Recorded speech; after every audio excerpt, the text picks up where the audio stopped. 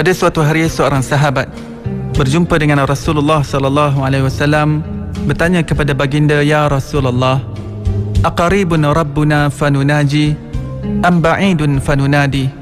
Wahai Rasulullah, adakah Allah itu dekat sehingga kami boleh berbisik-bisik kepadanya, ataupun adakah Allah itu jauh sehingga kami perlu menyeru kepadanya dengan laungan?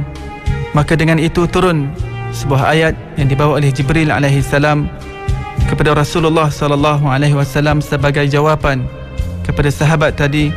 A'udzubillahi minasyaitonir rajim. Wa idza sa'alaka 'ibadi 'anni fa inni qarib ujibu da'watad da'i idza da'an falyastajibu li wal yu'minu bi la'allahum yarshudun. Maksudnya, dan apabila hamba-hambaku bertanya kepadamu tentang aku, maka jawablah bahawasanya aku adalah dekat.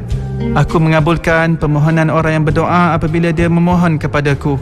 Maka hendaklah mereka itu memenuhi segala perintahku, dan hendaklah mereka beriman kepadaku agar mereka selalu berada dalam kebenaran. Rancangan motivasi pagi ini dibawakan oleh Telekong Siti Khadijah. Dah tawan hati yang tersayang? Hadiahkan Telekong SK kepada yang tersayang. Kunjungi butik SK atau layari sitihadijah.com. Siti Khadijah, lambang cinta abadi. Mari bersama kita ikuti segmen motivasi pagi. Assalamualaikum warahmatullahi wabarakatuh. Bismillahirrahmanirrahim. Alhamdulillahirabbil alamin. Wassalatu wassalamu ala Rasulillah wa ala alihi wa sahbihi ajmain. Qala rabbi shrah li sadri wa yassir li amri wahlul 'uqdatam min lisani yafqahu qawli, amma ba'du. Alhamdulillah, syukur dan puji dipanjatkan kehadrat Allah Subhanahu wa taala. Dengan izin, ketentuan dan kasih sayangnya, dapatlah sama-sama kita bertemu di ruang udara Radio IKIM dalam motivasi pagi bersama dengan saya, Ustaz Ilyas Ismail. Terima kasih kepada semua kawan-kawan pendengar yang saya muliakan. Saban hari, saban pagi maupun anda pergi kerja, balik kerja ke, duduk di rumah ke, duduk di kedai makan ke, di mana saja anda dapat mendengarkan suara saya ini, saya nak ucapkan ribuan terima kasih kerana ramai yang mendoakan, ramai yang memberikan respon yang positif kepada apa yang saya sampaikan ini. Namun ingat, kalau sekiranya ada, dan saya kira pasti ada kekurangan di sana sini dalam penyampaian saya ini, mohonlah diberikan teguran menerusi Facebook saya pun boleh, Ustaz Ilyas Ismail. Anda juga boleh berikan pandangan anda, cadangan anda agar apa yang saya sampaikan ini boleh diperbaiki maupun ditambah baik lagi, insya-Allah.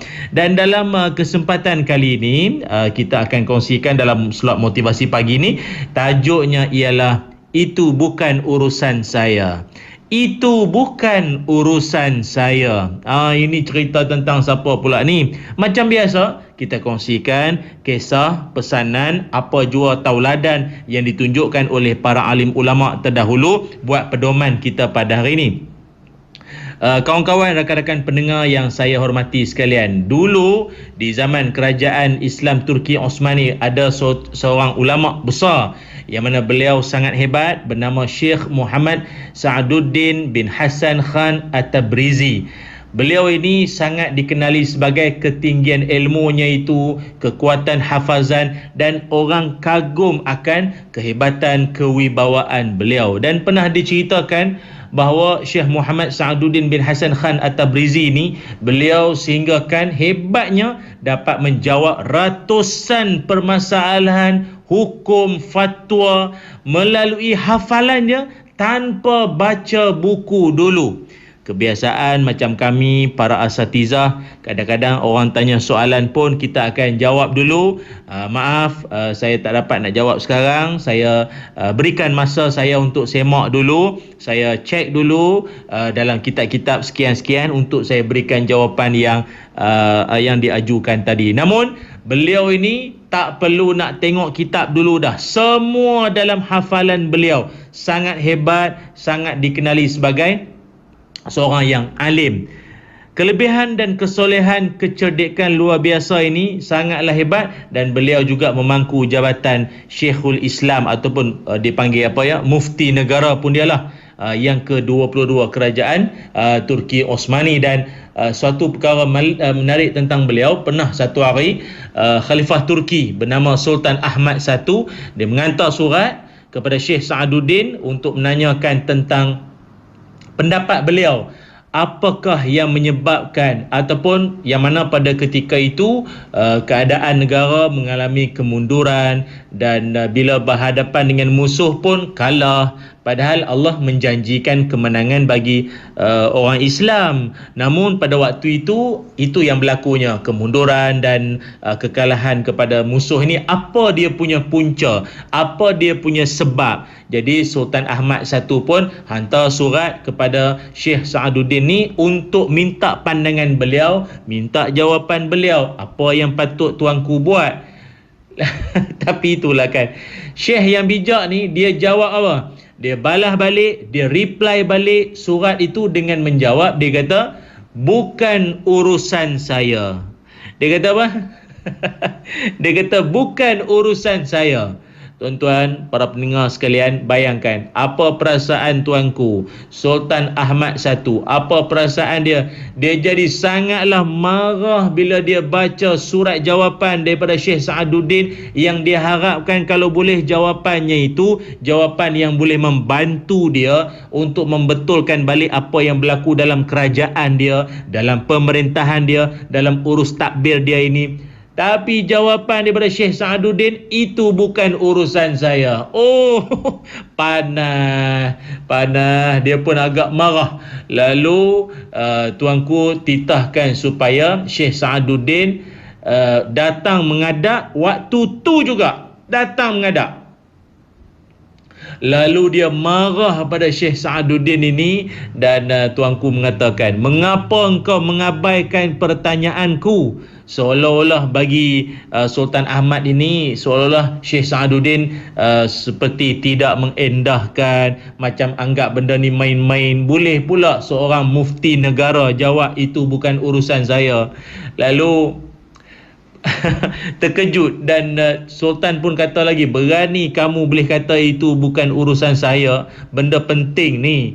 Dengan tenang si mufti ni dia menjawab kembali dengan mengatakan, saya sekali pun tidak mengabaikan pertanyaan daripada tuanku. Akan tapi sebenarnya itulah jawapan dia. Itulah jawapan yang saya berikan dengan sangat-sangat teliti. Tuan-tuan bayang, Syekh Sa'aduddin dikenali sebagai apa yang saya sebutkan tadi ni? Boleh menjawab ratusan persoalan, permasalahan maupun fatwa beliau tanpa melihat kitab, dengan hafazan dia saja. Takkanlah seorang pemimpin, sultan, bila tanya soalan, itu saja jawapan dia. Pasti ada perkara yang seorang yang bijaksana ini, cara jawapannya itu berbeza. Kata beliau, saya jawab itulah jawapannya sebab saya jawab dengan sangat teliti. Kalimah bukan urusan saya inilah penyebab utama kemunduran yang berlaku dalam kalangan umat Islam. Oh, rupa-rupanya para pendengar Radio IKIM yang saya sayangi sekalian, itulah sebab punca yang berlaku kepada negara tersebut. Akibat daripada apa? Akibat daripada masing-masing rakyat bersikap, itu bukan urusan saya, itu bukan urusan saya. Inilah puncanya jawab Syekh Sa'aduddin ataupun mufti negara ini. Dia jawab begitu. Maka itulah jawapan dia. Jadi Sultan pun tak jadi marah. Sultan pun tak jadi marah kerana jawapan daripada muftinya ini sangat menusuk jiwa-jiwa masing-masing, sentap jiwa semua. Oh, inilah puncanya. Apabila setiap rakyat masing-masing dalam hati ada perasaan, itu bukan urusan saya. Contoh, bila negara dilanda dengan masalah banjir, walaupun berlaku di negeri lain, kawan-kawan di negeri lain beranggapan, tak apa, itu negeri sana, bukan negeri sini, buat apa nak kalut-kalut. Bila merebak saja wabak dekat negeri sekian-sekian, tak apa, negeri itu memang jenis tak jaga kesihatan, tu yang kena. Tapi bila masing-masing kena pada batang hidung, baru sendiri nak terasa, baru sendiri nak terjaga. Kalau berlaku pada orang lain, sikit pun tak ada rasa prihatin, sedikit pun tak ada rasa kasihan, prihatin maupun rasa empati terhadap orang yang ditimpa musibah itu. Inilah punca kemunduran, punca kelemahan sesebuah negara. Apabila masing-masing ada perangai, itu bukan urusan saya. Orang kata apa? Kawasan sini ni ada budak-budak dadah ramai. Ada. Itu kawasan sana tu, daerah tu memang ramai budak-budak ni pun ketagihan semua. Ini semua kawasan sini semua orang baik-baik. Sekali kampung sebelah. Memang kampung sebelah tu memang dia orang jenis tak jaga semayang. Sini semua ahli syurga. Jawab macam tu. Lalah kena batang hidung sendiri, kampung dia sendiri, jiran dia sendiri atau dalam rumah dia sendiri, barulah nak termenung. Ingat, kawan-kawan, teman-teman sekalian, kita hidup ini bermasyarakat. Kita hidup dalam suasana bersosial ini, apa jua yang berlaku pada jiran, teman, sahabat maupun komuniti kita, kita mesti kena ada sifat, ada rasa untuk membantu, mesti ada rasa prihatin. Jangan sesekali ada rasa itu bukan urusan saya. Inilah penyebab kepada kemunduran, permasalahan yang tak selesai yang berlaku di zaman dahulu. Inilah yang diingatkan oleh Syekh Sa'aduddin buat pedoman kita bersama. InsyaAllah hidup kita akan bahagia. Jumpa lagi. Assalamualaikum warahmatullahi wabarakatuh. Rancangan motivasi pagi itu tadi